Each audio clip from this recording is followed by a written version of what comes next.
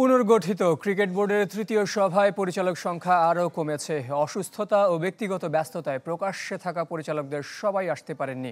যদিও এখনই শূন্যস্থানে নির্বাচন হওয়ার সম্ভাবনা দেখছেন না সভাপতি ফারুক আহমেদ, তবে আশাবাদী দেশের মাটিতে সাকিবের বিদায়ী টেস্ট খেলার ব্যাপারে। এ ব্যাপারে সাকিবের সাথে তার কথা হয়েছে। বিসিবির পরিধি বড়, কাজ করার লোক কম। এখনো গুছিয়ে উঠতে পারেনি পুনর্গঠিত বোর্ড।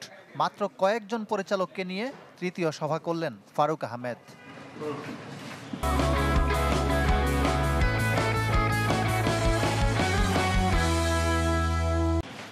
পরিচালকদের শূন্য পদে নির্বাচন করাও সহজ নয়। জেলা বিভাগীয় ক্রীড়া সংস্থার কমিটি ভেঙে দিয়েছে সরকার। ক্লাবগুলো অগোছালো, পরবর্তী প্রক্রিয়া এখনো তাই অজানা। আপনি যদি ইলেকশন করতে চান, ভ্যাকেন্সি হইতে হবে, তখন আপনি কিন্তু ইলেকশনটা ওইভাবেই করতে হবে। সো এই মুহূর্তে কিন্তু আরও কিছু সময় লাগবে ওই জায়গাগুলো ফিল আপ করার জন্য। তাই বলে কোনো কিছু থেমে থাকবে না। মানুষের প্রত্যাশা পূরণে কাজ করার প্রতিশ্রুতি দিলেন ফারুক। বিপিএল আয়োজনে বদ্ধপরিকর বোর্ড, টপ ক্লাস উইকেটের প্রত্যাশা। আমি এবার আই উইল মেক শিওর টি-20 উইকেট ঢাকা স্টেডিয়ামে যাতে স্পোর্টিং উইকেট হয়।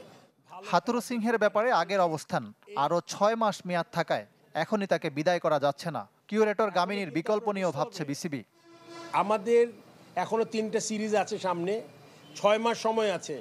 আমরা চেষ্টা করছি পজিটিভ তাড়াতাড়ি কিছু দেখতে পারবেন। আমি যদি কিছু চেষ্টা না করি, যদি ফ্রুটফুল কিছু না পাই, আমি কিন্তু হুট করে কোনো ডিসিশন নিতে পারবো না। $1 মিলিয়ন প্রশ্ন, দেশ থেকে বিদায় নিতে পারবেন তো সাকিব আল হাসান? এবার সেই সম্ভাবনা দেখালেন ফারুক। হ্যাঁ, সাকিবের সাথে আমার যোগাযোগ হয়েছে। সাকিবের খুব ভালো সম্ভাবনা আছে বাংলাদেশ থেকে রিটায়ার করার। ওয়েস্ট ইন্ডিজের গায়ানায় আইসিসি অনুমোদিত গ্লোবাল টি-20 সুপার লিগ। বাংলাদেশ থেকে খেলতে পারে Rangpur Riders. Semifinalist Rangpur Riders second পেয়েছে, তারা যাওয়ার সম্ভাবনা আছে।